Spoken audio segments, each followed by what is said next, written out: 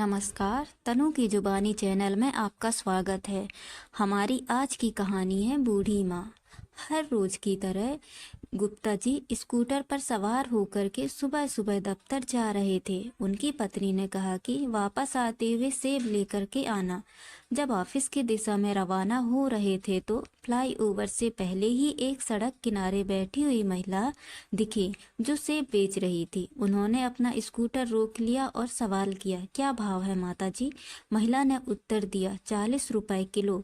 इस पर गुप्ता जी मोल भाव पर अड़ गए। गुप्ता जी कहने लगे कि 30 रुपए प्रति किलो। माता जी ने कहना शुरू किया, 35 रुपए प्रति किलो। इस पर गुप्ता जी ने उत्तर दिया, 30 रुपए से 1 रुपए ज्यादा नहीं दूंगा।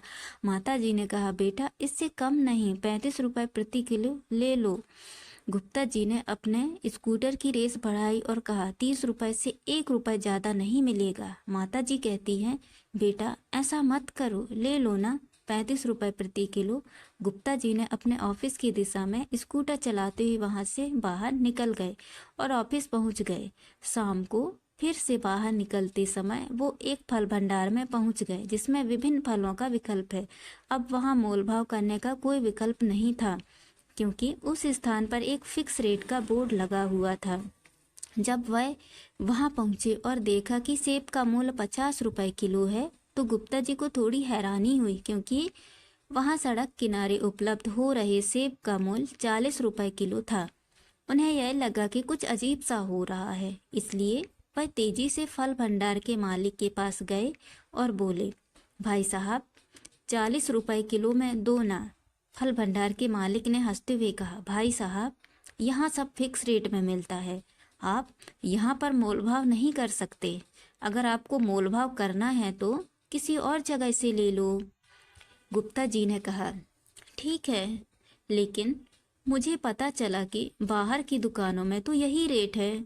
फल भंडार के मालिक ने कहा, भाई साहब यहाँ तो वह नहीं है, कृपया आप एक बार जो पीछे बोर्ड पर लिखा है उसे पढ़ लें कि मोलभाव करके हमें शर्मिंदा ना करें।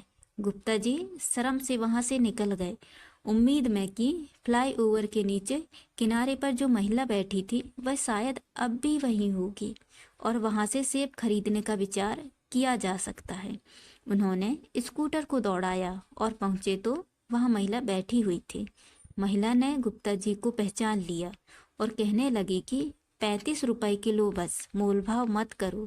गुप्ता जी मुस्कुराए और कहा, कोई बात नहीं माता जी, आप 2 किलो सेब पैक कर दीजिए और इसके लिए मैं आपको 100 रुपए दे दूंगा। महिला ने कहा, मेरे पास खुले पैसे नहीं हैं। शर्मा जी ने कहा, खुले की जरूरत नहीं है, आप रख लो 100 रुपए और 2 किलो सेब मुझे दे दो। महिला ने मुस्कुराते हुए कहा, आपका बहुत बहुत धन्यवाद।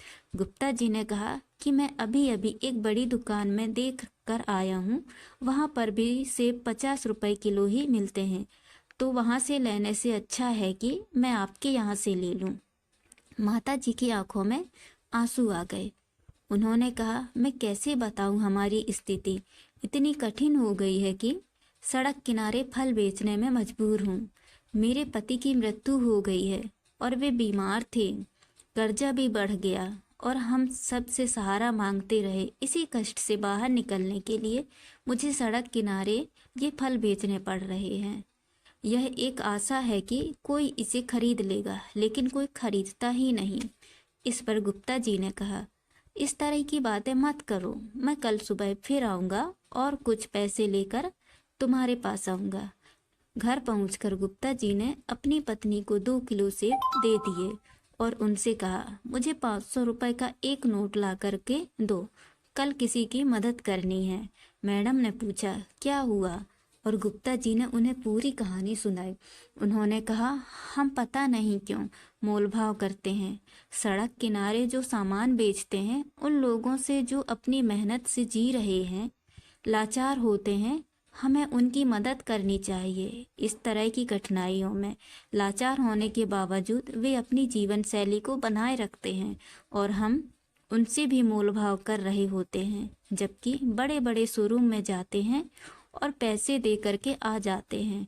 अगले दिन गुप्ता जी ने माता जी के पास पहुंचकर 500 का नोट दे दिया और कहा, माता जी आप अब कर्जा चुकाना शुरू करें और फल लाना शुरू करें मंडी से।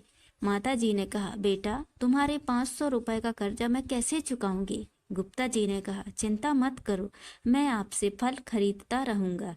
ऑफिस में जाकर गुप्ता जी ने इस बात को अपने साथियों के साथ साझा किया और उन्होंने भी इस माता जी से फल खरीदने का निर्णय लिया। सभी साथियों ने मिलकर पैसे इकट्ठा किए और एक ठेला गाड़ी माता जी को खरीद कर दे दी। इससे माता जी को काफ़ी फायदा हुआ और धीरे धीरे उसका धंधा भी अच्छे से चलने लगा।